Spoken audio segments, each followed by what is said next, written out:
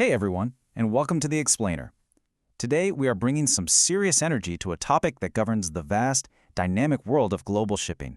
We're talking about maritime liability and statutory regulatory governance. Now, I know what you might be thinking. Liability laws, they can sometimes feel like a dense fog of gloomy legalese, but we're going to clear that fog right up today. We're here to demystify the rules of the high seas, visualize the actual mechanics of these statutes, and make this incredibly important framework super easy to understand at first glance. So bring your focus and let's get right into it. So, how exactly do we govern the high seas? I really want you to think about that for a second. With massive vessels moving millions of dollars in cargo, which by the way accounts for about 90% of all global trade across international borders every single day, how does the whole shebang remain orderly, safe, and economically fair?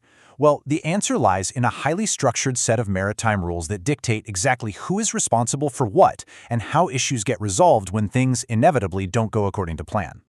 Okay, let's dive into this roadmap for today. First, navigating maritime liability laws. Second, who gets legal protection. Third, exceptions to the rules. Fourth, the central government's power. And finally, 6 key regulatory rules.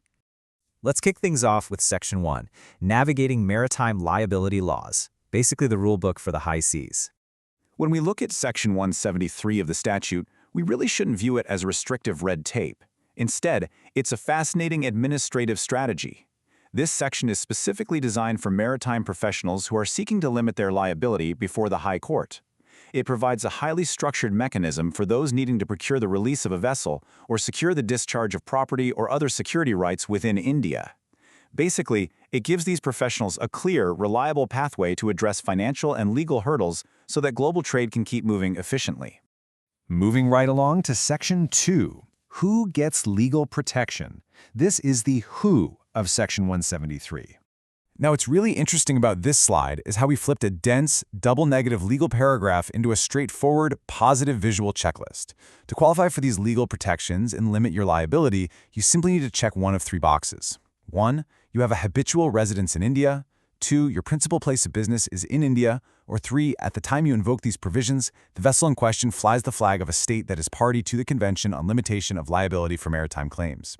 It is literally a simple if-then qualifying guide. If you have that geographic or international treaty tether, you get the protection. That brings us to Section 3, Exceptions to the Rules. What exactly doesn't count here? So the crucial point is that not every single thing that floats gets to play by these specific rules. Under Section 173, subsection 2, the law draws a very distinct line in the sand. Actually, scratch that, a line in the water.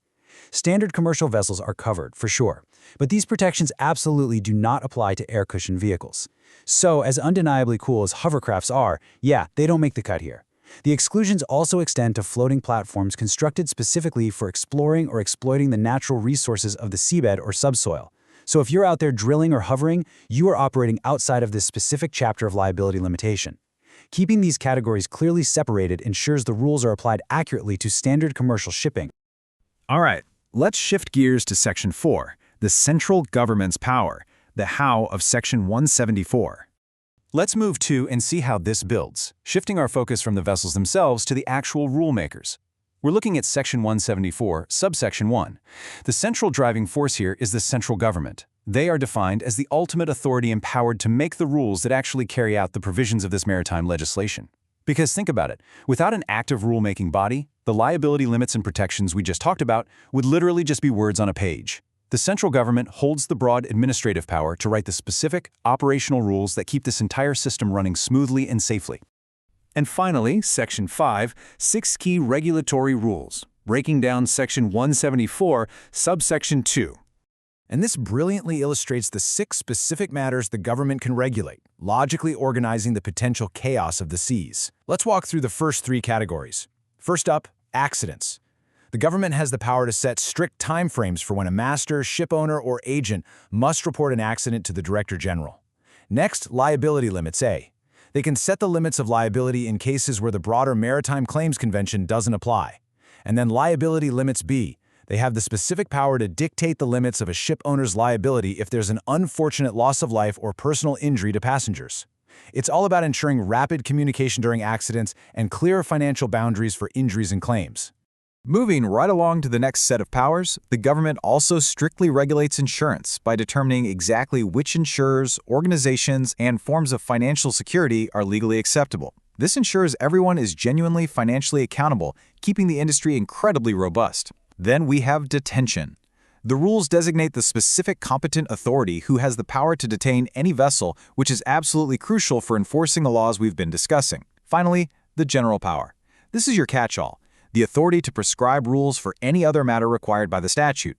Together, these 6 regulatory pillars ensure that maritime operations are safe, financially backed, and fully accountable, establishing a really proactive, solution-oriented framework without sounding all doom and gloom.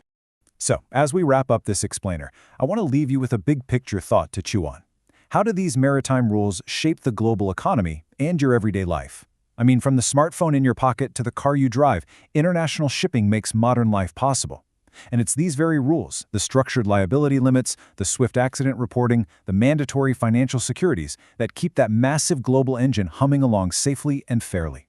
When you visualize maritime law not as dry text, but as the actual operating system for global trade, it truly changes how you see the world. Keep exploring, stay curious, and thank you so much for learning with us today.